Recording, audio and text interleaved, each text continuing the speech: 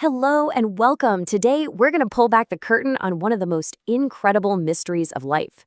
We're talking about those super subtle, very first signs of pregnancy. You know, the little whispers your body sends out. We're going to become detectives together and decode every single clue, separating what's real from what's just an old wives' tale. So let's start with this huge question, the one that probably brought you here. Is that feeling, just your period on its way? Or is your body trying to communicate something way, way bigger? It's that moment of uncertainty, right? It can be exciting, maybe a little scary, but you're just not sure. Is it just stress? Did I change my diet? Or is this it? Well, that's exactly what we're here to figure out. We're going to learn how to listen to your body's secret language. Okay, let's start our journey at the very beginning. Act 1, the first whispers. We're talking about the earliest possible signs, the ones that show up right around the time you'd be looking at your calendar, waiting for your period. These clues are super delicate, and honestly, they get misunderstood all the time. All right, the big one, the most famous, number one, headline sign, is of course a missed period. It's the classic clue that has people everywhere running to the pharmacy for a pregnancy test. But here's the interesting part. It's not 100% foolproof, not even close. So many things can throw your cycle off. A stressful week at work, traveling, not sleeping well, a change in your exercise routine, all of these can delay your period. So it's better to think of a missed period not as the final answer, but as the very first question mark in this whole mystery. It's the clue that tells you, hey, maybe it's time to pay closer attention. Now, here's a sign that's really fascinating because it can happen before you even miss your period. It's called implantation bleeding. So what is that? Well, think of it as the very first tiny hello from a new life. It's this very light spotting that can happen when the fertilized egg snuggles in and attaches itself to the lining of the uterus. This usually happens about 10 to 14 days after conception. It's one of the earliest physical signs you can possibly get. So the big question is, how on earth do you tell the difference between this and your regular period starting? Okay, let's break it down. First, look at the color. A regular period is usually a bright, vibrant red. Implantation bleeding, it's typically much lighter, more of a pinkish color, or sometimes even brownish, which just means it's older blood. Next is the flow. A period starts light and then gets heavier, right? Implantation bleeding is just spotting. It's super light and it never gets heavy. Then there's the timing. This spotting usually only lasts for a day, maybe 3 days at the absolute maximum. A period, as you know, sticks around for a lot longer. And finally, the pain.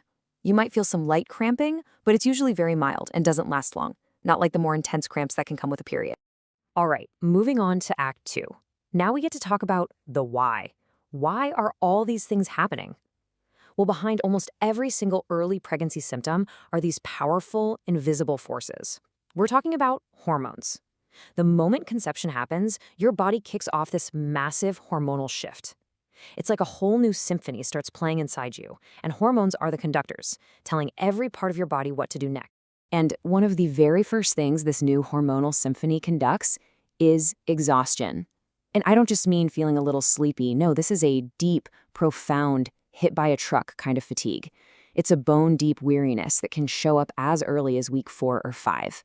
We're talking about needing a nap after just climbing the stairs. It can make your normal, everyday tasks feel like you're trying to climb a mountain. And of course, we have to talk about its famous partner in crime, nausea. You've probably heard it called morning sickness, but honestly, that's the worst name for it ever. It's a total misnomer because for so many women, it can pop up at any time. Morning, noon, night, middle of the night, it doesn't care what time it is. And this too can start super early, sometimes right around that 4th week. So who are the masterminds behind all this fatigue and nausea? Let's meet the main hormonal culprits. First up is progesterone. Its levels just skyrocket. Progesterone's job is basically to tell your whole body to slow, way down, and get ready. This is what causes that incredible fatigue. It also slows down your digestion, which can lead to other fun symptoms like constipation. Then we have HCG. That's the one they look for in pregnancy tests. This hormone starts doubling every couple of days in the beginning, and scientists believe this super rapid increase is what's directly linked to that feeling of nausea. You know, when you really stop and think about it, this whole intricate hormonal ballet is just, wow, it's such a complex and perfectly designed system. This perfectly timed cascade of events, where one thing triggers the next in perfect harmony, is truly a testament to the miraculous plan of the Creator in making and protecting a new life. It's just incredible. Okay, so you've heard of the exhaustion, you've definitely heard of the nausea, but what if I told you that some of the most profound early signs of pregnancy have nothing to do with your stomach? What if they could be felt in the rhythm of your own heartbeat and in the very breath you take? The changes happening go so much deeper than you might think.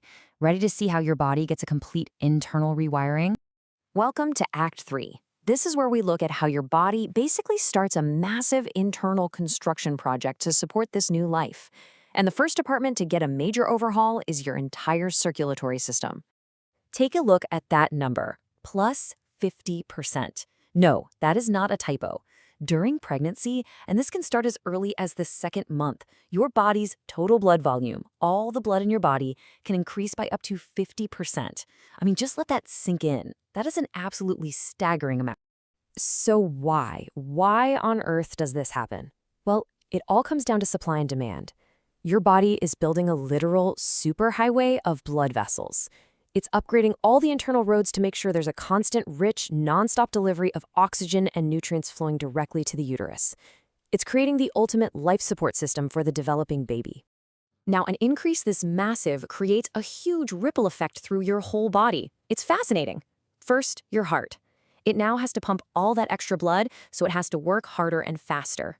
This leads to an increased heart rate, which you might notice starting around week 8 or 10. Then, there's your breathing. All this new activity requires more oxygen, which can sometimes leave you feeling a little short of breath. What about the bathroom? Well, more blood flowing through your kidneys means they're filtering more waste, which means your bladder fills up way faster. Yep, that's why you have to go all the time. And finally, ever wonder why you might feel so warm? It's because all those expanded blood vessels are bringing more blood closer to the surface of your skin, raising your overall body temperature. See? It's all connected. So we've seen the incredible rewiring happening on the inside. For our final act, let's look at how all these amazing preparations start to show up on the outside. These are the signs that you can actually see in the mirror and feel on your own skin. Your skin really does start to tell a story. First, those hormones we talked about are surging, sending signals all over the place. This, combined with the rapid stretching of your skin, especially on your belly, can cause the layers underneath to tear a little, which is what creates stretch marks. At the exact same time, those hormones can tell your body to ramp up its production of melanin. That's what gives your skin its color. This can lead to patches of darker skin on your face, often called the mask of pregnancy, or cloasma. You might also see it as a dark line running down your abdomen. And there are a few other outward signs you might notice. Let's talk acne. Those same hormones can kick your oil glands into high gear, which might lead to breakouts even if you've had clear skin for years. Then there's itching. It's super common, especially on your growing belly, and it's caused by that combination of, you guessed it, hormones and your skin stretching. And finally, back pain. You might think that's a much later symptom, but it can start early. Your ligaments start to soften to prepare for birth, and your posture begins to shift, which can cause aches that feel a lot like the back pain you might get with your period. So from a simple missed period to implantation bleeding to an increased heart rate and even changes in your skin, every single one of these signs is a clue. It's a sentence in the first chapter of a truly incredible story, a story willed by the creator. Understanding these signs is like learning a brand new language, your body's own language. And now that you can read these signs, now that you can understand these whispers, you have the knowledge and the power to decide, what will your next chapter be?